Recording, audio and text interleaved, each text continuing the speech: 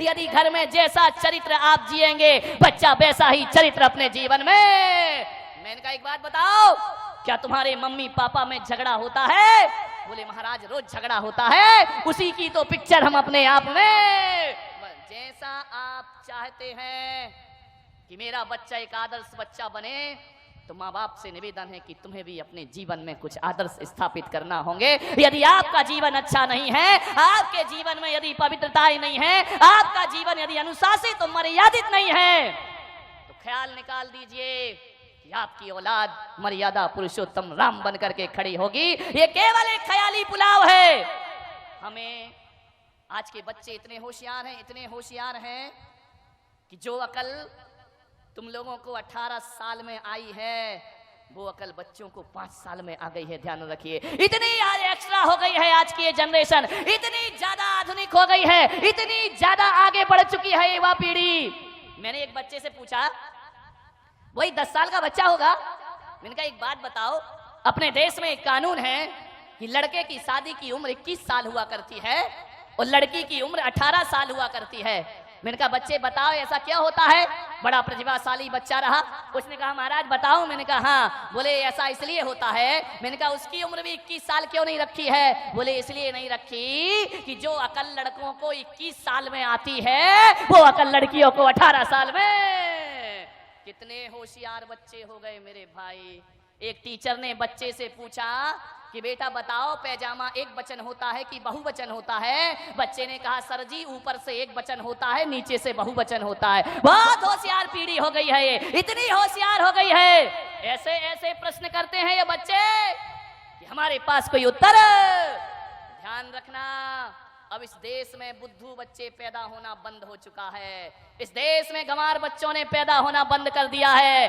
आज बच्चा पैदा होते ही मोबाइल हाथ में ले लेता है, इंटरनेट में जाकर के बैठ जाया करता है, कंप्यूटर। अरे माँ बाप को मोबाइल चलाना नहीं आते हैं। बच्चे से कहते हैं बेटा बच्चा पप्पू इसमें कुछ डाउनलोड कर दे, बच्चा कहता है बुद्धू राम तुम्हारी जिंदगी ऐसी चली गई। ध्यान, बड़े होशियार हो गए ये बच्चे, बहुत होशियार। इन्हें सिखाने की जरूरत नहीं है, बहुत सोच सीख चुके हैं। एक बच्चे ने पूछा, एक टीचर ने पूछा कि बच्चे जरा ये बताओ कि गंगा कहां से निकलती है और कहां जाके मिलती है? बच्चा बड़ा होशियार था। बच्चे ने कहा हमारे पिताजी ने कहा है कोई कहीं से निकले किसी से मिले तुमको कुछ लेना देना नहीं है, इस लफड़े में बिल्कुल मत पड़ना, कौन कहां से मिला और कहां किससे जाकर के मिला। एक बच्चा और था, बोले मैं बताऊं? बोले बताओ। बोले गंगा दोपहर को 12 बजे अपने घर से निकलती है। और कौन बोला? उमेश भिंडी से जाके मिलती है। ध्यान रखिए, विचार करें। यहां बहुत होशियार हो गए हैं बच्चे। कितना भी सिखाओ ये सीखने वाले नहीं हैं। एक माँ बाप मेरे पास आए, बोले महाराज हम बच्चे को जो सिखाते हैं वो उल्टा ही करता है। मैंने कहा ध्यान रखो, ये पीढ़ी बिल्कुल नहीं सीखेगी, सिखाने के तरीके बदलना पड़ेंगे हमें। एक पति पत्नी मेरे पास दर्शन करने आए, 5-6 साल का बच्चा भी साथ था। पति पत्नी ने बच्चे से कहा कि महाराज हैं इन्हें धोख दो, इनको प्रणाम करो। बच्चा धोख देने को तैयार नहीं। माँ बाप ने उसका सिर पकड़ा और मेरे पैरों में रख दिया। अरे मैंने कहा ये क्या अत्याचार कर रहे हैं आप? बोले अत्याचार नहीं कर रहे महाराज, संस्कार दे रहे हैं। मैंने कहा धत्तेरे की संस्कार? वो अखड़ा जा रहा है, तुम उसकी गर्दन मेरे सिर में लगाए जा रहे, लगाए जा रहे, लगाए जा रहे। बच्चा कह रहा नहीं करूंगा, नहीं करूंगा, नहीं करूंगा। तो मैंने कहा इस तरीके से ये प्रणाम नहीं करेगा। तो उन्होंने कहा महाराज हम कैसे सिखाएं, बड़ा ढीठ हो गया, कुछ सीखता ही नहीं है।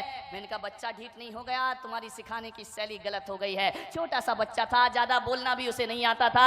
माँ बाप से मैंने कहा एक काम करो, तुम दोनों जरा हाथ जोड़ो। माँ बाप ने हाथ जोड़े। मैंने कहा अब तुम नमोकार मंत्र पढ़ो। माँ बाप नमोकार मंत्र पढ़ने लगे। छोटे से बच्चे ने देखा कि मम्मी पापा हाथ जोड़े हैं, उसने भी झट से हाथ जोड़ लिए। अब नमोकार तो उसे आता नहीं था, वह मुंह से बुदबुदाने लगा, ओंठ चलाने लगा। अब मैंने कहा तुम दोनों प्रणाम करो। माँ बाप ने प्रणाम किया और बच्चे ने भी प्रणाम कर लिया। एक बात याद रखना, ग्वालियर वालों में आपसे इतना ही कहना चाहता हूँ, ये बात कहने का इतना ही मेरा मकसद है कि ये पीढ़ी 21वीं सदी की पीढ़ी ये सिखाने से नहीं सीखेगी, ये दिखाने से सीखा करती है। अरे जैसा तुम करोगे वैसा बच्चे करेंगे, जैसा तुम दिखाओगे बच्चे वैसा ही। अब सिखाओ मत, इन्हें करके कुछ दिखाइए। यदि आपने दिखा दिया, मालूम है बच्चे कैसे होते हैं?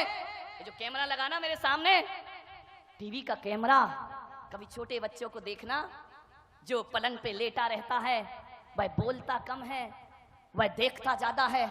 छोटे बच्चे किसी भी चीज को बड़ी टकटकी लगा करके देखा करते हैं। हमारी पलकें झपक जाएं लेकिन बच्चों की पलकें नहीं झपका करती हैं, बड़ी टकटकी लगा के देखते रहेंगे, देखते रहेंगे। आप सोच रहे हैं कि ये देख रहा है, अरे वो देख रहा नहीं, वो इस कैमरे की तरह निगाहें टकटकी लगा करके देख रहा है। और जो जो बच्चा देख रहा है वो उसके दिमाग में रिकॉर्ड होते चले जाता है, और जो जो रिकॉर्ड होता है वही उसका व्यवहार।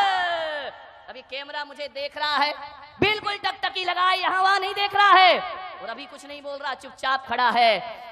और जब मैं चुप हो जाऊंगा फिर ये बताएगा कि मैंने कैसा एक्शन किया, मैंने क्या बोला। अरे कैमरा अपनी तरफ से कुछ नहीं बोलता, जो बोलता है वह हमारे को देखकर बोलता है। और बच्चे अपनी तरफ से कुछ नहीं सीखते, जो भी सीखते हैं वह परिवार को देख करके सीखा करते हैं, हमारे व्यवहार को देख करके सीखा करते। हमारे घर में कैसा व्यवहार, एक पति बार बार झुंझलाएगा, बात बात पर उत्तेजित होगा। मैं आपसे पूछता हूं, सोचो बच्चा क्या रिकॉर्डिंग करेगा। एक बात ध्यान रखिए, जब तक औलाद नहीं हुई है तब तक जो करना है कर लो, और जिस दिन किसी औलाद को जन्म दे दो तो माँ बाप बनने का रोल अदा आपको करना चाहिए, शिक्षक बनने का रोल अदा आपको करना चाहिए। माँ की गोद बच्चे की प्रथम पाठशाला हुआ करती है। स्कूली ज्ञान के भरोसे मत रहना। स्कूलों में तो केवल डिग्रियां पकड़ा दी जाएंगी, स्कूलों में डॉक्टर बनाया जाएगा, इंजीनियर बनाया जाएगा, वकील बनाया जाएगा, स्कूलों में आईएएस आईपीएस अफसर बना दिया जाएगा। लेकिन ध्यान रखना, स्कूलों में डिग्रियां मिलेंगी, तुम्हारे बेटे को डॉक्टर इंजीनियर बना देंगे, लेकिन एक बात ध्यान रखना, स्कूल की शिक्षा डॉक्टर और इंजीनियर बनाती है, माँ बाप की शिक्षा एक अच्छा इंसान बनाया करती है। आप अपने बच्चे को अच्छा इंसान बनाइए, एक आदर्श व्यक्ति बनाइए। कैसा जीवन है? एक दादाजी को बच्चा जवाब दे देता है, क्या संस्कार हैं आपके घर में? विचार करिए, सोचिए आप। एक दादाजी को बच्चा जवाब दे रहा, मैंने दादाजी से कहा कि दादाजी ये जवाब दे रहा है आपको। बोले क्या करूं महाराज, सुनता ही नहीं है। एक बोलो तो हजार सुनाता है। मैंने कहा तुम कैसे दादाजी हो?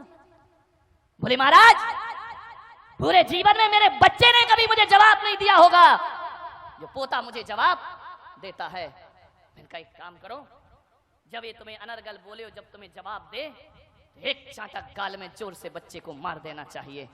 बोले महाराज कई बार मन होता है लेकिन मारने की हिम्मत नहीं होती। मैंने कहा क्यों?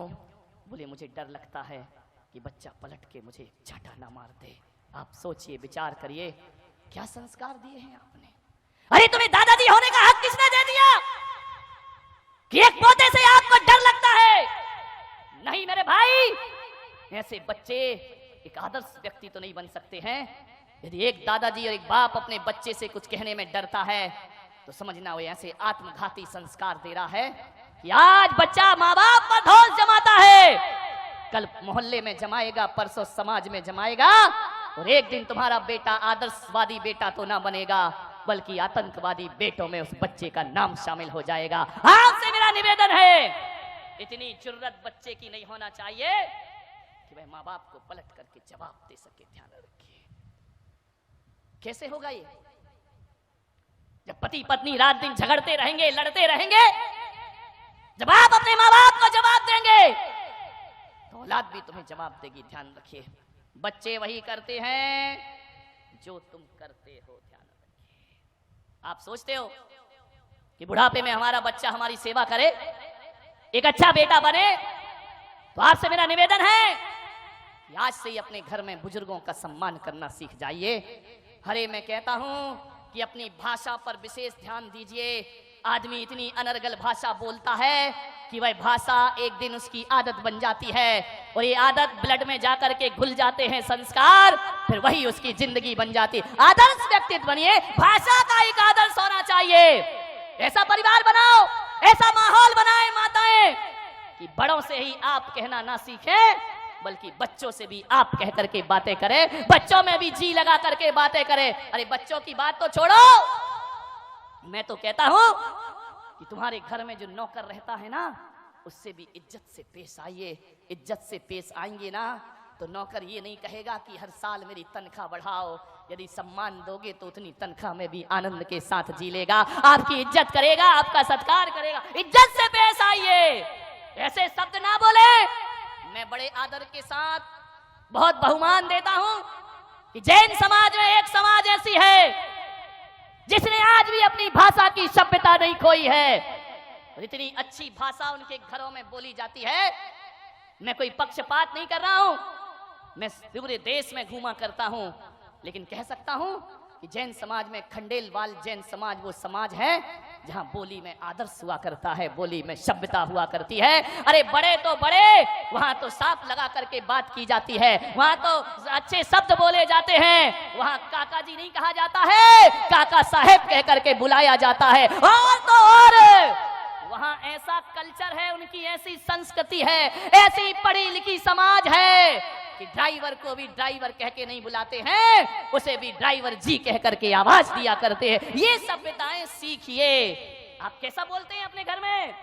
इज्जत से बोलेंगे तो बच्चा भी इज्जत से बोलेगा, ध्यान रखिए। मान्यवर, किसी आदमी को क्या चाहिए? दो मीठे शब्द चाहिए, और क्या चाहिए? तुम्हारे घर कोई आ जाए, मैं कहता हूं चाय फीकी हो तो चल जाएगी, लेकिन आदमी की वाणी बड़ी मीठी होना चाहिए। मीठी वाणी होगी, वाणी अंतरंग का दर्पण हुआ करती है। आप जिन शब्दों का प्रयोग करते हैं उससे आपके स्तर का पता चलता है, जिन भाषा का आप प्रयोग करते हैं उससे आपके चिंतन का पता चलता है। यदि आप असभ्यता भरी बातें बोलते हैं तो समझ लीजिए कि हमारा स्तर बहुत गिरा हुआ स्तर है। अच्छी भाषा का प्रयोग करिए, नौकर से भी आप कहकर और जी लगाकर बात करना सीखिए। यह है बच्चों की परवरिश करना।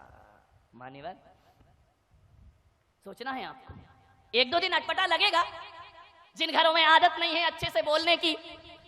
अब एक दो दिन यदि आप कहोगे बच्चों से तो बड़ा अटपटा लगेगा कि हम क्या बोल रहे हैं, ऐसा लगेगा, हंसी भी आएगी। लेकिन आप इस हंसी से मत घबराएं, दो चार दिन बुरा लगता है और एक दिन यही शब्द हमारे जीवन की आदत बन जाया करते हैं। और आज जो बुरा लग रहा है, दो लोग घर के हंसेंगे, कोई बात नहीं है, लेकिन कल जो हंसने वाले हैं वही तुम्हारा आदर्श व्यक्तियों में नाम लेंगे, वही तुम्हें इज्जत से बात करेंगे। इसलिए कभी भी राजस्थान में, मारवाड़ में आप जाइए, जोधपुर में जाइए, वहां तो मेरे भाई गाली भी बड़ी अदब से दी जाती है। वहां कुत्ते को कुत्ता नहीं कहा जाता, वहां कुत्ता सा कह करके बुलाया जाता है। गाली भी देना है, कोई आ जाए मेहमान तो कहा जाता है पधारो सा, और जाता है तो कहा जाता है पधारो सा। कोई नहीं कहता कि अब आप जाइए। विचार करिए आप, भाषा में सभ्यता होना चाहिए।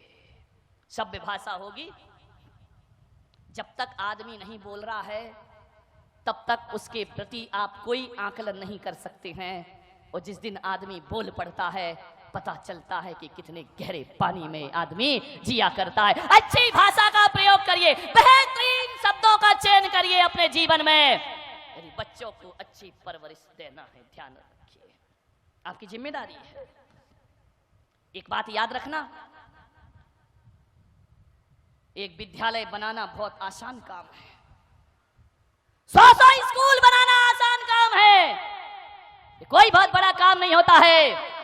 100 विद्यालय बनाना कोई बहुत बड़ी बात नहीं है, लेकिन एक बच्चे को अच्छे संस्कार देना ये 100 विद्यालय से बढ़कर भी मेहनत का काम हुआ करता है। 100 स्कूल से भी बड़ा काम हुआ करता है। मंदिर बनाना आसान है, लेकिन एक व्यक्ति को इंसान बनाना बहुत कठिन काम हुआ करता है, ध्यान रखिए। स्कूलों की पढ़ाई के भरोसे मत रहना, वहां तो गा से गधा पढ़ाया जाता है मेरे भाई, उससे क्या संस्कार जीवन में मिलेंगे। अच्छे संस्कार देना है, अच्छी भाषा देना है। स्कूलों में जाओगे तो आ से अनार पढ़ाया जाएगा, सा से सड़क पढ़ाई जाएगी, दा से दवात पढ़ाई जाएगी। स्कूलों की पढ़ाई में यही तो पढ़ाया जाता है बचपन से, और क्या सिखाया जाता है।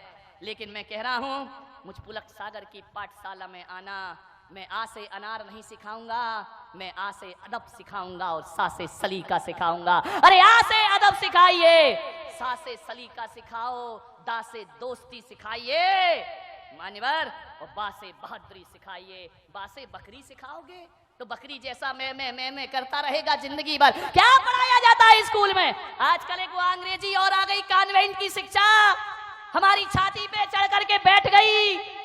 जब तक 2-4 फर्राटेदार इंग्लिश के शब्द ना बोले जाएं, तब तक लगता है ये पिछड़ा हुआ आदमी है, बड़े बैकवर्ड का आदमी है, ये आदमी आदर्श नहीं है। मैं कहता हूं कि अंग्रेजी के पास वो शब्द नहीं होंगे जितनी सभ्यता के शब्द हमारी हिंदी के पास हुआ करते हैं।